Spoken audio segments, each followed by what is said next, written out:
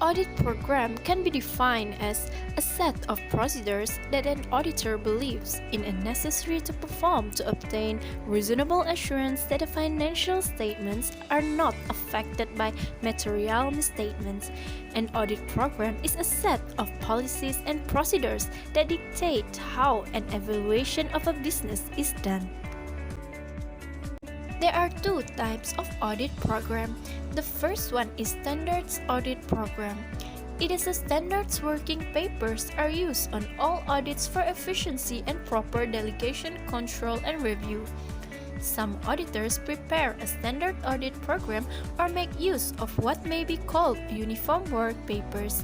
This type of pre-printed audit program is provided to the audit staff who are expected to conduct the audit strictly according to the standard instruction. This program may include standard verification programs for the principal accounts or group of accounts. The next one is Tailored Audit Program.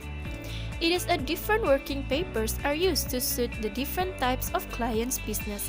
Some auditors have the practice of preparing their own program for each situation as it meets, relying on their own knowledge of auditing techniques and their past experience to ensure that all essential procedures have been included. Audit documentation is the principal record of auditing procedures applied, evidence obtained, and conclusions reached by the auditor in the engagement. It should include all information necessary as to conduct the audit adequately and to provide support for the audit report. There are two types of audit files. The first one is Permanent Audit File. It contains data of historical or continuing and permanent in nature, relevant from year to year. The files need to update each year. The examples are long-term contracts, companies' advisors, and evaluation of internal control systems. The next one is Current Audit File. It includes all working papers applicable to the year under the audit. The examples are copy of the financial statements, audit program, and abstract of directors' meeting. Audit working papers are used to document the information gathered during an audit. These working papers provide evidence that sufficient information was obtained by an auditor to support his or her opinion regarding the underlying financial statements. They should contain sufficient information for an auditor who did not work on an audit to discern the reasons for the opinion given regarding a client's financial statements. The forms of documentation that may be contained within the working papers include the following: checklist of standard investigation items that were completed and by whom, copies of correspondence, documentation of the assertions investigated and supporting evidence found, extracts from the corporate minutes of the client, flowcharts of a client's key transaction processes, organization charts, and questionnaires for which the client provided an answers. Ownership and confidentiality. The working papers are the matter documented by the auditor, so they are his property. Although the client may claim them as a record of his business matters, the auditor cannot part with them as his conclusions are based on them and as they provide evidence of the audit work carried out according to the basic principles. Confidentiality of audit working papers. Working papers are to be retained in the safe custody of an auditor. The client, staff, or third parties should not have access to working papers. The documents are to be preserved for sufficient length of time in order to satisfy the needs of an auditor. Internal control is the process designed and effected by those charged with governance, management, and other personnel to provide reasonable assurance about the achievement of the entity's objectives with regard to reliability of financial reporting, effectiveness and efficiency of operation, and compliance with applicable laws and regulations. The management and auditor have their own responsibilities related to the internal control. The management has the responsibility for establishing internal controls. It is reasonable but not absolute assurance that financial statements are fairly stated. The limitations are inherent, which is collusion, where the management is required to issue a report about assessment of internal control, effectiveness, and acknowledgement of responsibility. The auditor are responsible for understanding the internal control to assess the risk of material misstatement. The standard require auditors to obtain an understanding of internal control for every audit of the reliability of financial reporting. The objectives of internal control can be defined as in all transactions are recorded and that all recorded transactions are real, properly valued, recorded on a timely basis, properly classified, and correctly summarized and posted.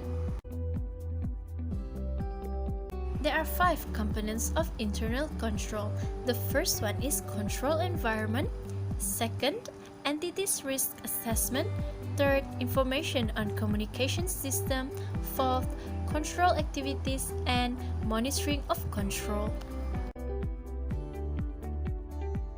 Control environment includes governance and management's overall attitudes, awareness, and actions regarding internal control and its importance in the entity. Control environment sets the tone of an entity. It influences the control consciousness of all personnel and is the foundation for the other components.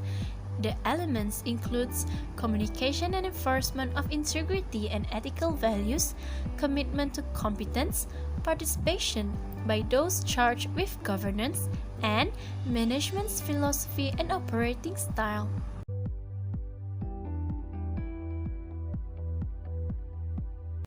Entities' risk assessment process is a way of identifying and responding to business risk.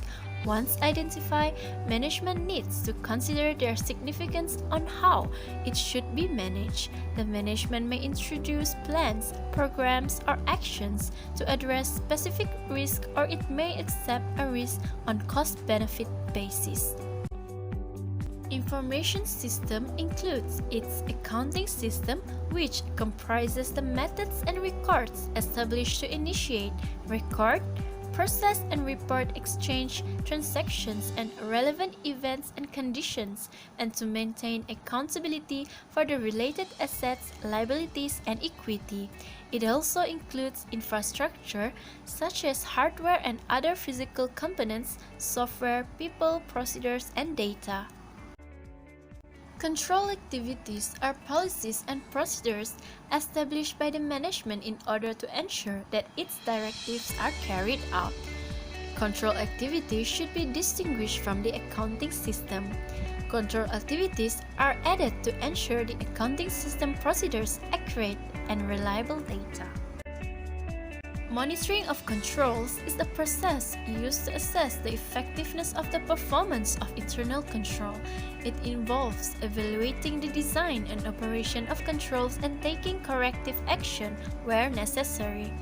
Management may monitor control through ongoing activities such as supervisory activities and separate evaluation. Internal auditors also contribute to the monitoring process. There are 4 ways to evaluate the internal control. The first one is preliminary review. The auditor reviews flow of transactions on how they are authorized, executed, and recorded. There are 5 major classes of transactions, which is sales and cash receipt, purchases and cash disbursements, and payroll. The next one is gathering information and understanding preliminary evaluation of control. The first one is gathering information, which is the usage of internal control questionnaire and flowchart. To understand the control procedures, it is to integrate the understanding of the information gathered from the various sources. preliminary evaluation of control risk, in making the evaluation, the auditor should consider the fraud and errors that could occur and the related control procedures that should prevent or detect them. Tests of controls. These are performed by the auditor to obtain evidence that the internal control procedures which he intends to rely on are operating as planned. The evidence may be obtained by addressing three questions, which is where the prescribed control procedures are performed, how were they performed, and who performed them. Final evaluation of control. On the basis of the test of controls and other information gathered, the auditor makes a final evaluation of the controls in the structure, which includes as an assessment of control risk.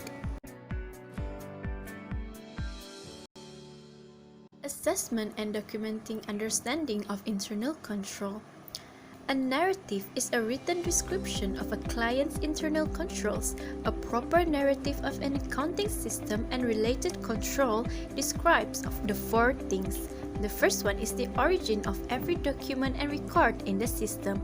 The second one is all processing that takes place. Third, the disposition of every document and record in the system. Flowchart is a diagrammatic representation of the client's internal control system, showing client's documents and their sequential flow in the organization. It is a well-prepared flowcharts are advantageous primarily because they provide a concise overview of the client system, which helps auditors to identify controls and deficiency in the client system. Internal control questionnaires is an effective document comprise a carefully structured, logically sequenced series of questions that help auditors document processes and highlight control gaps, strengths, and deficiency within a system. Most questionnaires require a yes and no response, with no response indicating potential internal control deficiency. By using a questionnaire, auditors cover each audit area reasonably quickly. Letter of management is a letter by the auditor to the management at the end of his audit work, listing any weaknesses in the design operation of the internal control system, which may have come to his attention, explaining the significance and the effect on current and future financial statement, and make suggestions as the ways these weaknesses can be removed or reduced. There are 6 contents letter of management. The first one is the purpose of the letter. Second, the purpose of the internal control investigation. Third, weaknesses. Fourth, recommendations for improvement. Fifth, request information for remedial action. And the last one is clause that the weaknesses notified are not necessarily all the weaknesses that may exist.